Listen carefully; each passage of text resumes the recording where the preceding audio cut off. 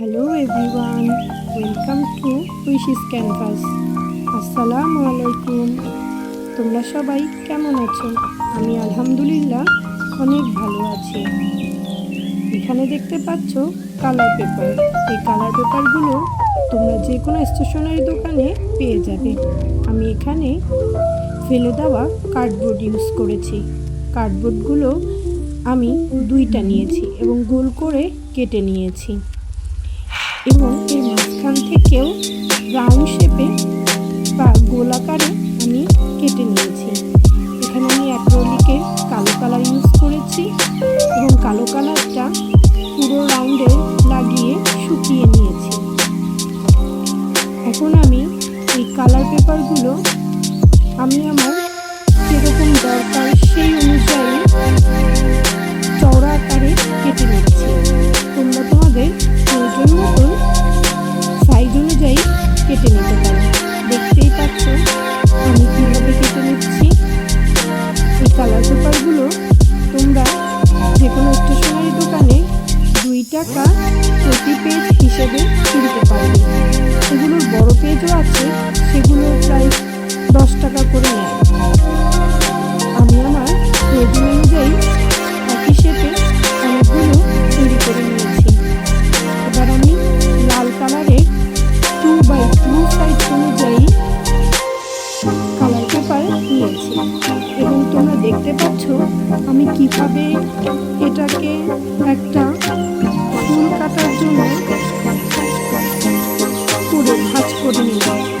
আমি এটাকে এখন একটা পাপড়ি আকারে কেটে নেব।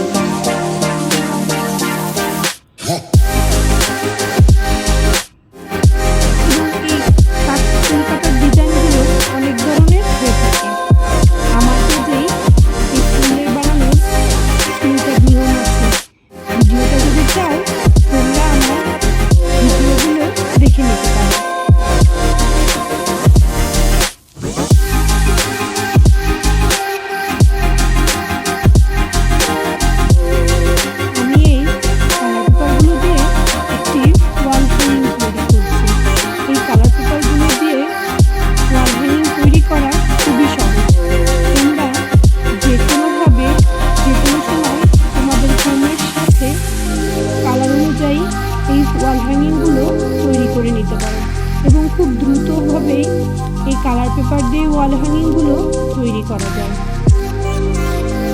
আচ্ছা, তোমরা আমাকে একটা হেল্প করতে পারবে? তোমরা যারা আমার বন্ধুরা আছো, আসলে আজকাল ইউটিউবে যে কোনো মিউজিক ইউজ করলেই কপিরাইট আসছে। এই কপিরাইট ফ্রি মিউজিকগুলো কোথায় পাওয়া যায়? যদি তোমরা কেউ জানো অবশ্যই আমাকে কমেন্টে জানিও। দেখতেই পাচ্ছ আমি কিভাবে আঠার সাহায্যে চারপাশে এই ফুলের পাপড়িগুলো লাগিয়ে নিচ্ছি।